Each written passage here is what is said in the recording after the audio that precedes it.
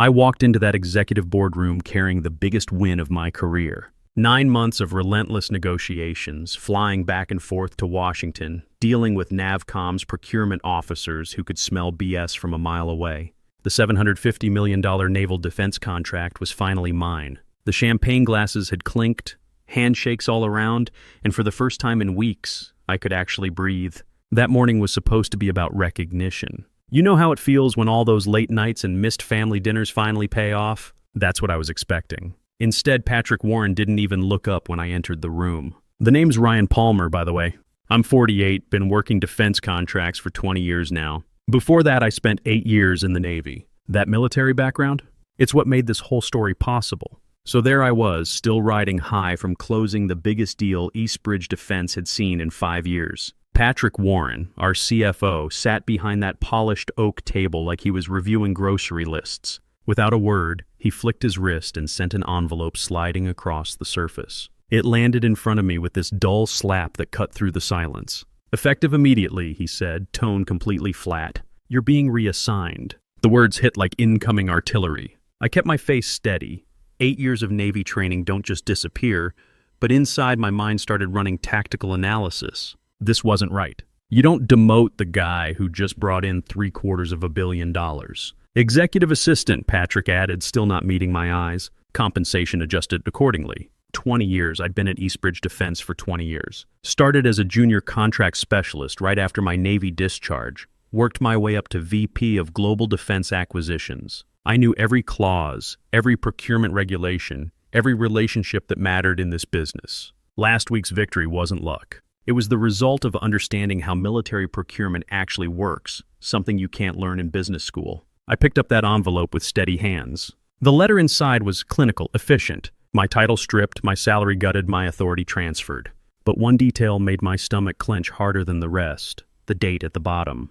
The letter had been signed 3 days earlier, before the NAVCOM deal was even finalized. This wasn't a reaction. This was planned. In the military, we call this a flanking maneuver. While I was focused on the mission objective, they'd repositioned to eliminate me from behind. Classic tactical error on my part. I'd assumed my allies would maintain their positions. The drive home that evening felt longer than usual. I kept thinking about Lisa, my wife, fighting her 3rd round of chemo.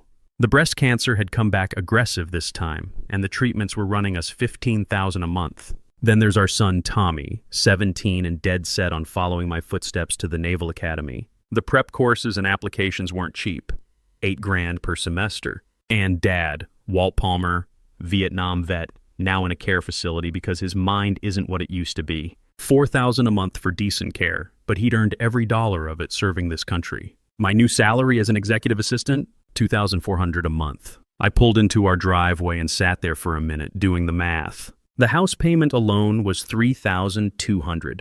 Add Lisa's medical bills, Tommy's academy prep, Dad's care facility. We were looking at over $30,000 in monthly obligations on a $2,400 salary. I'd survived firefights in the Persian Gulf during my Navy years, but corporate warfare might be what finally took me down. Walking into the kitchen, I found the bills spread across the counter where Lisa had left them. She'd organized them by due date, like she always did. The oncology invoices were on top, those cold numbers representing another month of keeping her alive. Below that, Tommy's tuition invoice for his Naval Academy preparatory program. At the bottom, the care facility statement for Dad. Lisa looked up from her laptop where she'd been researching clinical trials. The scarf she wore covered where her hair used to be, but her eyes still had that spark that made me fall for her 25 years ago. "How did the recognition meeting go?" she asked. I couldn't tell her. Not yet. Not when she was fighting this hard just to stay with us. Not when Tommy was 3 months away from his academy interview.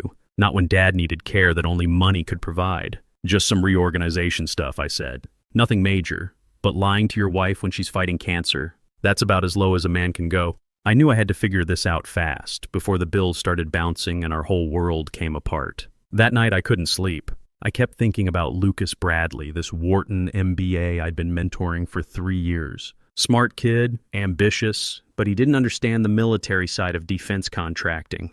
I'd spent countless hours teaching him how procurement really works, why relationships matter more than spreadsheets in this business, how to read between the lines when dealing with military brass. The next morning would bring answers I wasn't ready for. But lying there in the dark, listening to Lisa's steady breathing beside me, I started wondering if maybe I'd taught Lucas a little too well. You know what they say about no good deed going unpunished? I was about to find out exactly what that meant. The next morning, walking through the executive floor felt like entering enemy territory. First thing I noticed was the empty space on my office door where my nameplate used to be. Just this clean rectangle of adhesive residue where Ryan Palmer, VP Global Defense Acquisitions, had been for the past 5 years. Inside my old office, they'd already cleared out my personal files. My access badge wouldn't open the storage cabinets I'd organized over the years. Even my company email was dead. When I tried logging in, the system just said account not recognized. Like 20 years of work had been erased with a keystroke.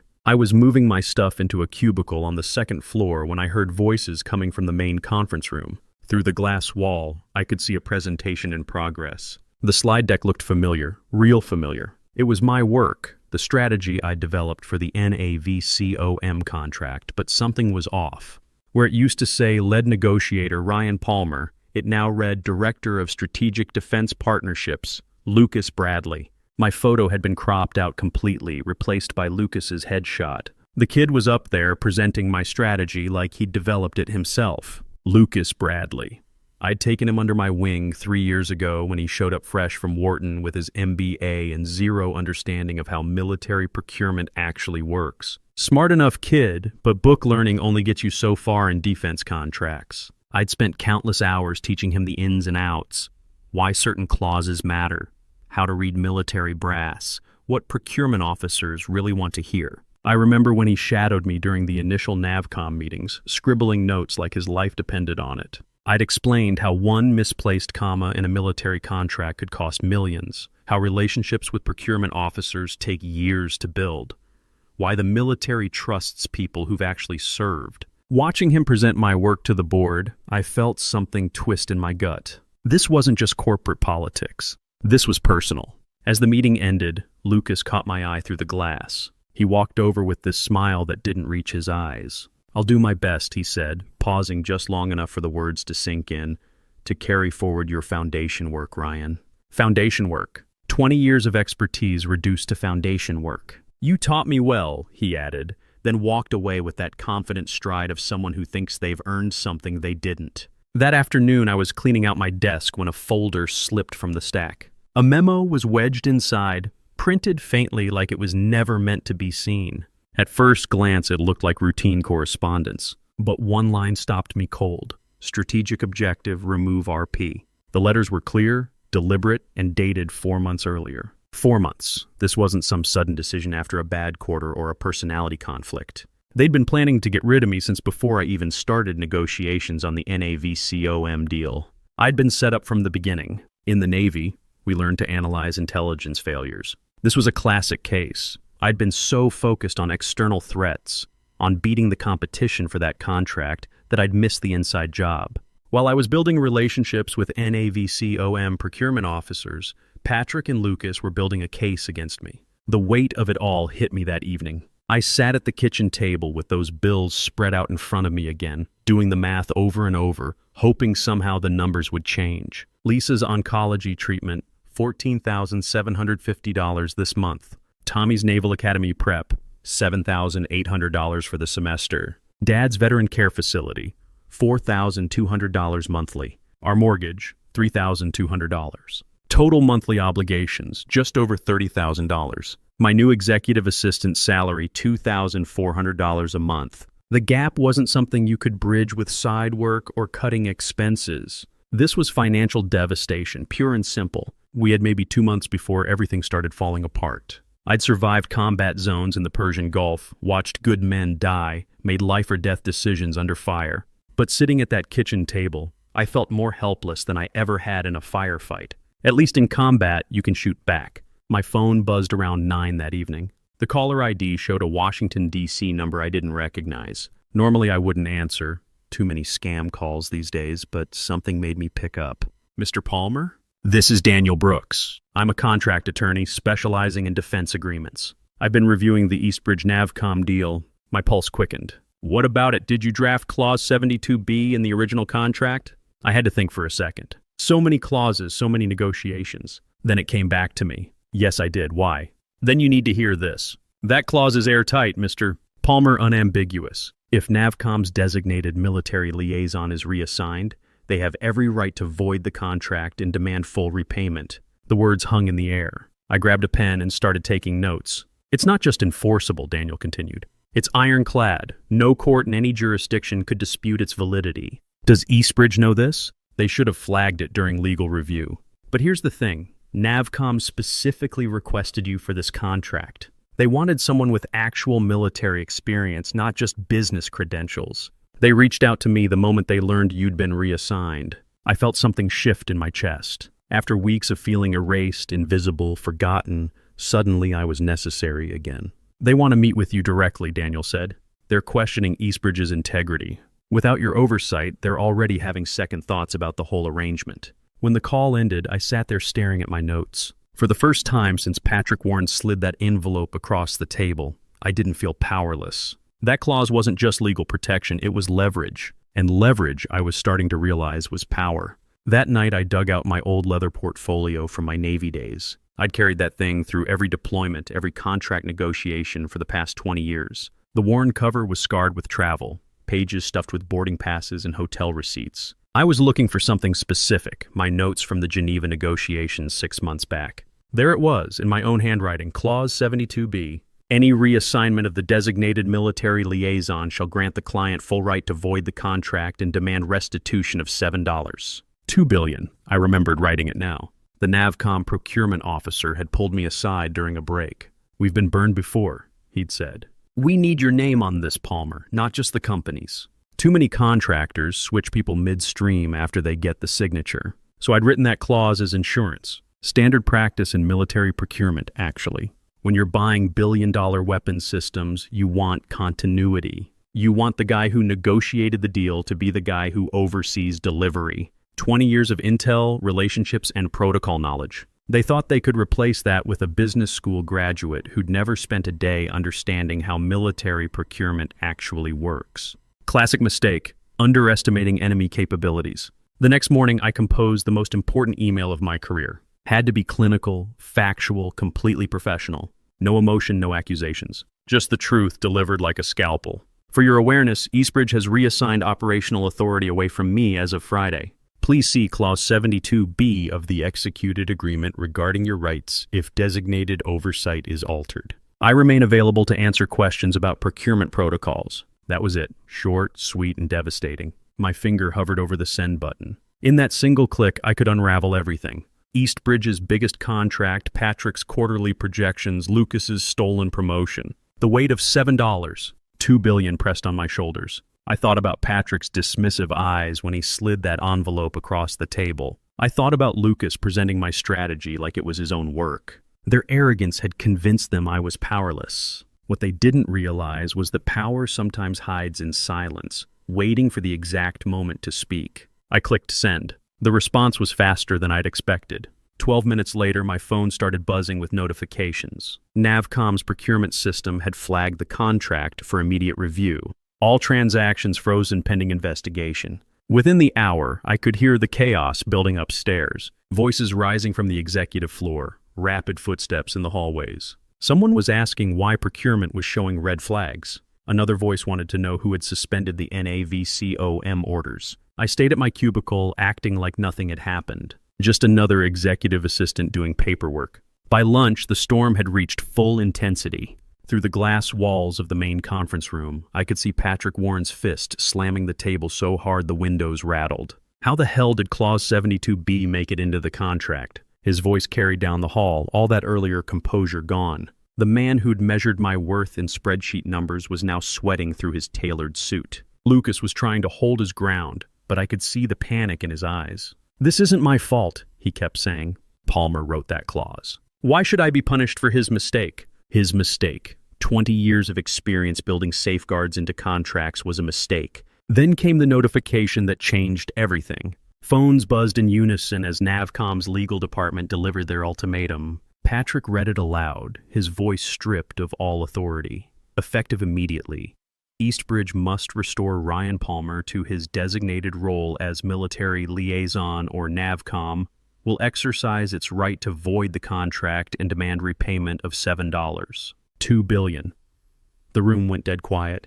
You could hear the air conditioning humming, papers rustling, but nobody spoke. A board member actually gasped. Another dropped his pen. Lucas's expression crumbled. All that earlier bravado dissolved into pure panic. The same look I'd seen on young soldiers' faces during their first firefight. Patrick rubbed his temples, the fight going out of him. For years, he'd been the man in control, the one who decided careers with a signature. Now the numbers were strangling him. That's when my phone rang. Unknown number, but the area code was familiar. Northern Virginia, where half the defense contractors in America had their headquarters. Mr. Palmer, this is Colonel Richards from Titan Defense Solutions. Titan, Eastbridge's biggest competitor. The company Patrick had always dismissed as nipping at our heels. We've been following the situation with NAVCOM, he continued. We'd like to discuss an opportunity with you. Senior executive position, Defense Contracts Division. Compensation would be twice your current base, plus equity stake. Full authority to build your own team.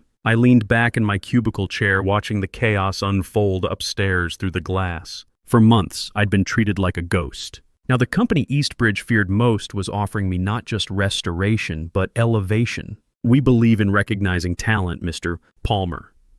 And we believe military experience matters in this business. Military experience matters. When was the last time anyone at Eastbridge had said that?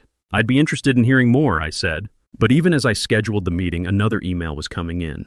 This one made my pulse quicken. The sender was Navcom itself. Mr. Palmer, we have made our position clear to Eastbridge leadership. However, let us also be clear with you. We will not sign or move forward with this agreement under any circumstances unless your name is attached as the designated liaison. This is non-negotiable. I read it twice, then a third time. To Navcom, I wasn't just an employee caught in corporate politics. I wasn't replaceable. I was the contract itself. For the first time since this whole thing started, I had a choice. A real one.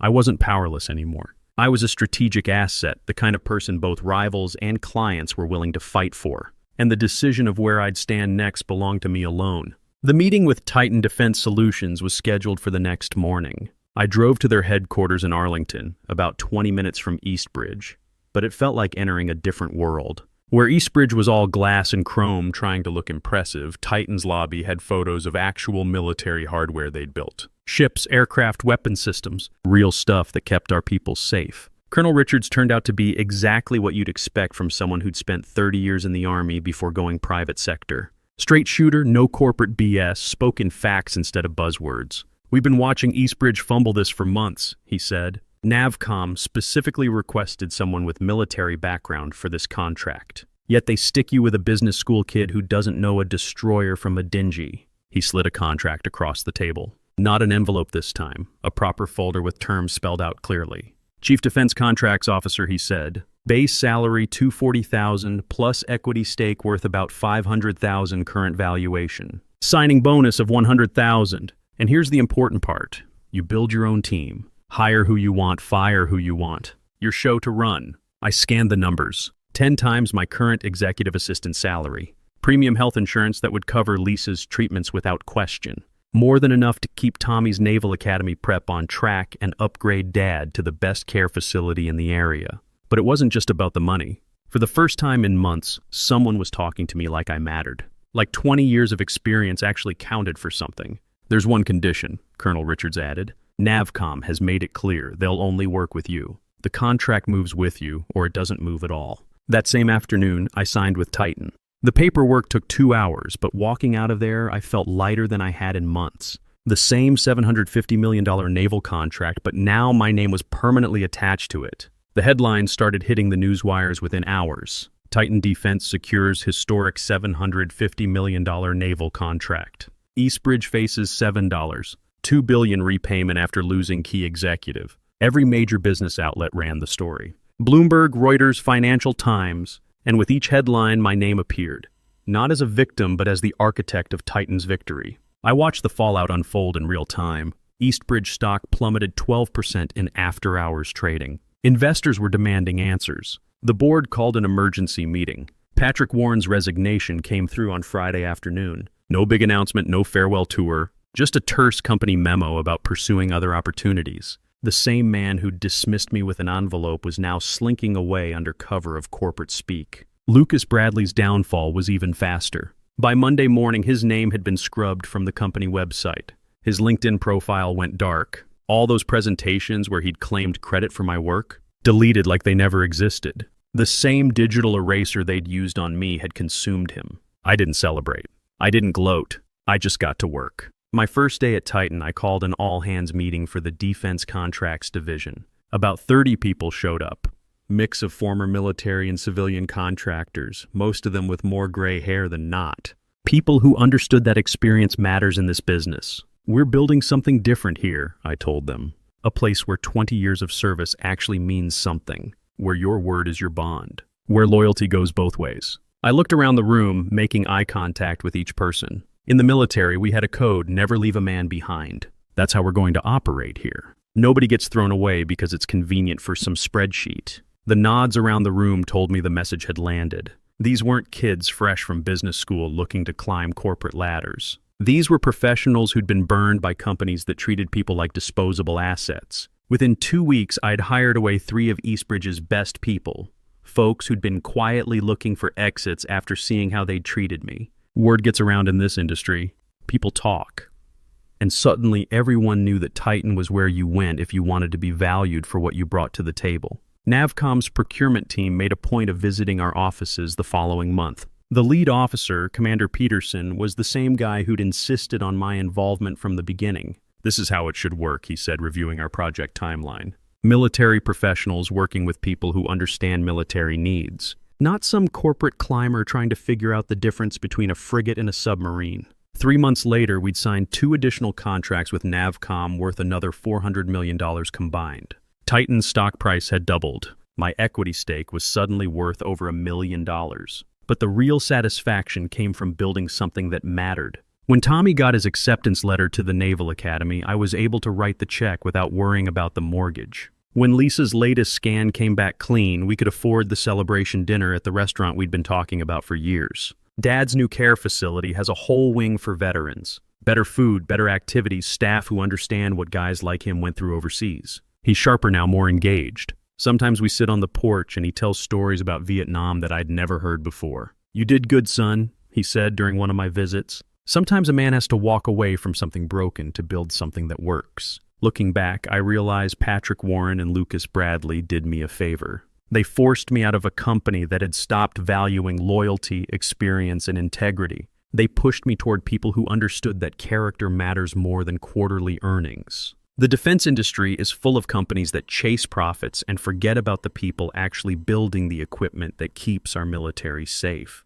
But there are still places, like Titan, where military values mean something. Where a handshake is still a commitment. Where 20 years of service opens doors instead of making you a target. Last week, I got a LinkedIn message from Lucas. He's working for some consulting firm now, probably making half what he thought he'd be earning. The message was short: "Congrats on the Titan success. Hope we can work together again someday." I deleted it without responding. Some bridges, once burned, should stay that way. These days, I drive to work knowing that what I do matters. The contracts I negotiate keep our sailors safe. The relationships I build help ensure our military gets the equipment they need. And the team I've assembled understands that mission comes first, always. Turns out old Navy habits really did save my civilian career. In the service, we learned that honor isn't just a word.